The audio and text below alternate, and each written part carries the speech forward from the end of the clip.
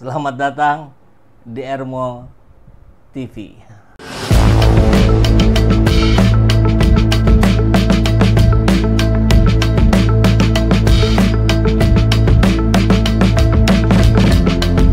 Bersama saya, Saiful Zaman, kebaikan yang terorganisir akan selalu mengalahkan kejahatan.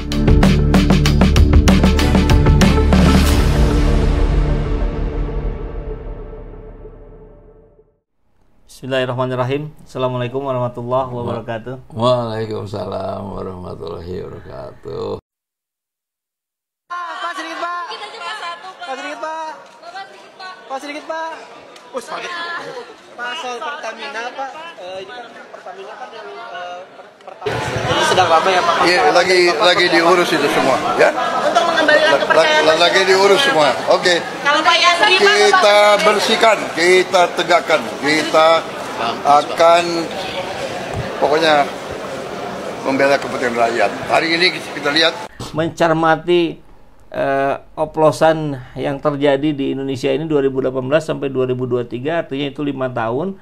Tapi tadi diskusi di belakang, 5 tahun itu ya karena ngukurnya dari 2018. Kalau diukurnya dari 2000 misalkan, gimana tuh? Jangan-jangan sudah ada juga itu dari dulu. Gimana Pak Maman? Oke, terima kasih Kang Ipul. Jadi saya ini pelanggan setia Pertamina. Iya. Sejak tahun 60-an. Saya waktu SMA ada motor ya kayak Brompit lah kalau dulu namanya. Ya suka beli itu. Namanya bensin dulu tuh. Bensin ya. Oktannya paling sekitar 80-an. Oke. Kemudian meningkat tuh jadi premium. Kemudian 86 ya. sekitar 80-an ya saya udah kerja lah itu jadi premium tuh ya. Nah itu premium itu oktannya 86 kan? Premium ya sekitar 85-86an ya.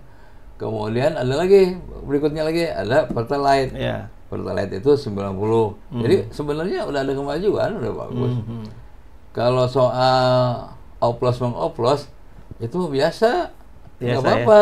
Nggak apa-apa. Nggak apa-apa. Kenapa? Selama yang dijualnya itu bener. Tidak berbohong. Tidak berbohong. Misalnya yang dijual nih oktannya 90. Ya dioplos tapi 90. Ya nggak apa-apa juga. Bukan dosa itu. Itu secara proses kimiawi itu terpenuhi gitu. Artinya sah lah gitu. Misalnya Ya. ada RON 90. Kemudian dioplos dengan yang 95. Ya, jadi 92,5 Iya. atau 92 ya. Boleh dong. boleh ya. Tapi jangan Bukan pelanggaran gitu maksudnya. enggak, bukan. Kan ini dagang, bisnis. Iya. Kandungan. Tapi kalau misalnya 92 dijual dengan merek 95 salah. Atau 90 dijual dengan merek 92 itu salah. Itu penipuan namanya. Sekarang kan ada teknologi, banyak sekali teknologi di bidang kimia, banyak perkembangan. Misalnya saja RON 90 ditetesin beberapa cc Bisa naik. booster Katanya. bisa naik. Bener itu. Benar. Nggak masalah. Coba tanya ke ITB itu. Ya, Bisa. Jadi salahnya di mana? Nggak ada. Kalau soal teknis ya, ini cerita teknis nih. Okay. Kalau soal uang, misalnya beli harga murah, yang murah tapi belinya dengan yang mahal. Itu kan korupsi namanya. Nah, itu bagian kejaksaan lah. Itu mah biarin aja ya. Kita nggak cerita korupsinya nih, cerita teknisnya aja. Jadi biasa-biasa aja. Kalau biosolar Itu campuran juga. itu oplosan Dengan sawit. dengan minyak sawit. Minyak sawit tapi yang sudah dibikin biosolar. Biosolar. Ya, kalau dengan 40% artinya 40% FAME, yang 60% masih solar yang dari fosil. Solar dari fosilnya. Yang bahaya itu bukan soal oktan. Oh, apa? Belerang. Kadar belerang. Di BBM. Iya, kalau misalnya nih kita kalau impor sawit impor apa namanya minyak BBM ya, itu kadar belerang itu sampai 1.500 ppm yang datang ke Indonesia. Maksudnya di Pertalite atau semuanya? Semuanya. Ya.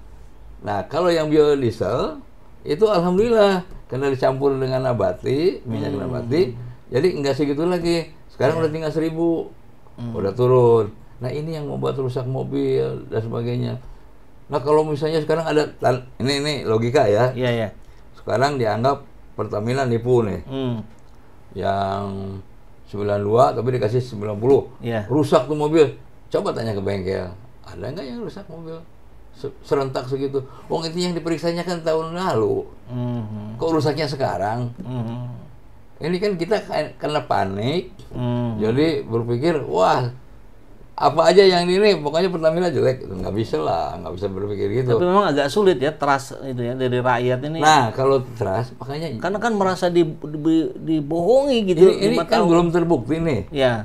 Baru kata kejaksaan. Terbuktinya nanti di pengadilan. Ya. Bener nggak? Kan Pertamina sampai sekarang diem aja tuh. Tapi udah kadung ini, kepercayaan udah luntur. Iya, ini kan ya namanya isu-isu. Bukan isu nggak karuan, ini isunya karuan. Isu karuan. Isunya karuan, tapi di dalam pernyataan jaksa saat itu ada seolah-olah ada penipuan kualitas. Nah, ini yang membuat masyarakat goncang.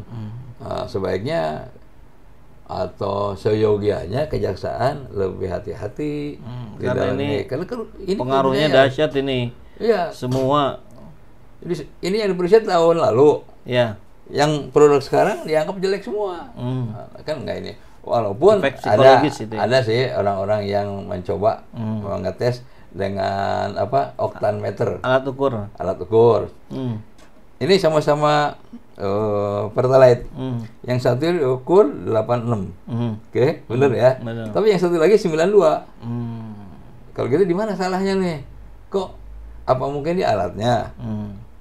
Mungkin juga di kalau di pabrik minyak ini produk hari ini itu dites, besok dites lagi. Jadi produk hari ini sama besok beda lagi. Nah, mungkin aja. Atau SPBU.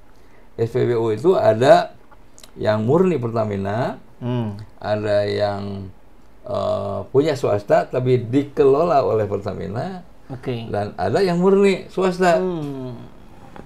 Tapi ini secara periodik diperiksa juga ukurannya benar nggak literannya nih. Kita kan sering dengar ada yang bohong literannya ya.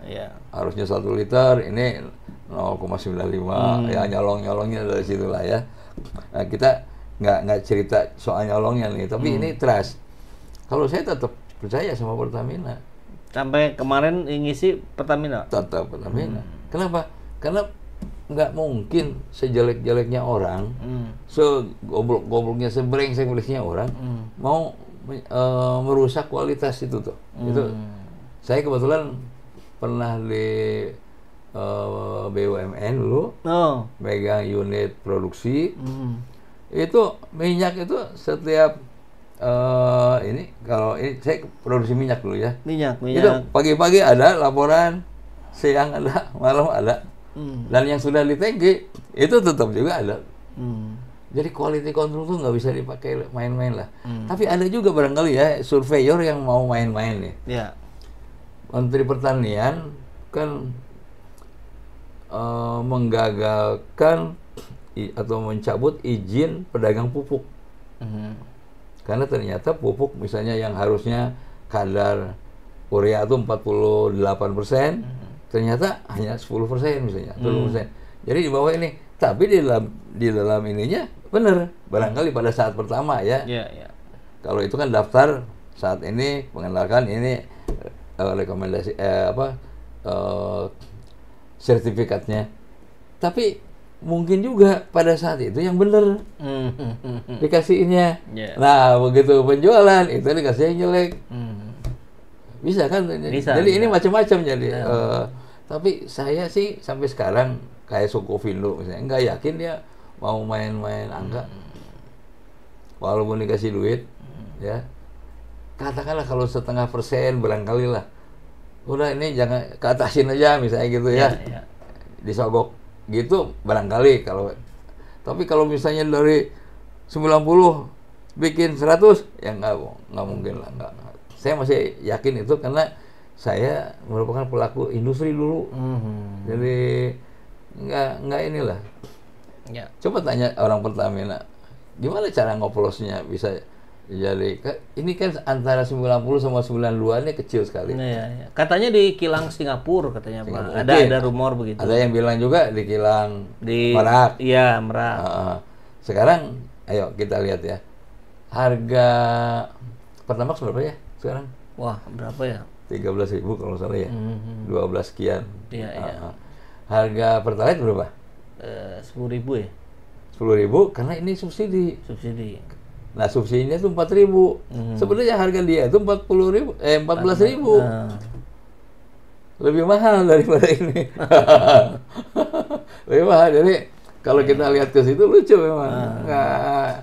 Nggak, jadi katakanlah sama-sama 13.000 lah begitu ya. Iya. Tapi beda ronnya. Ini kecil, ronnya beda kecil. Tapi kalau 90 ke 95. Iya. Kemarin dites yang supernya yang harusnya 95, 94 ada yang warnanya merah tuh. Nah itu mungkin saja pada batch itu dia 94, tapi batch lainnya mungkin 96 atau 95. Atau mungkin nggak alat ukurnya yang kurang valid, kurang akurat? Karena di sini Pertalite-nya 92, di sini yang Pertamax-nya harusnya 92, jadi 94. Sama dengan yang merah, yang supernya nih, ya. Itu sama. Nah, satu lagi yang dari ITB, alatnya sama, tapi beda jenisnya sama, tapi yang satu di sini, satu di mana gitu ya. Itu langsung 86. Mungkin kita nggak bisa pukul rata bahwa Pertalite semua segitu nggak bisa. Beda batch, beda bikinannya, beda tangkinya, beda SPBU-nya. Jadi nggak mudah gitu. Nah makanya saya menghimbau juga supaya kita semua rakyat pengguna solar jangan takut. Nggak lah. Sejali-jali Pertamina nggak kayak gitu. Jadi 7 orang yang sudah berbaju orange ini persoalannya lebih kepada korupsinya gitu ya, iya, uangnya, bukan pada teknis kualitas. Teknik kualitas mestinya tidak ada soal gitu. Nggak ada menurut saya ya. Menurut saya begitu.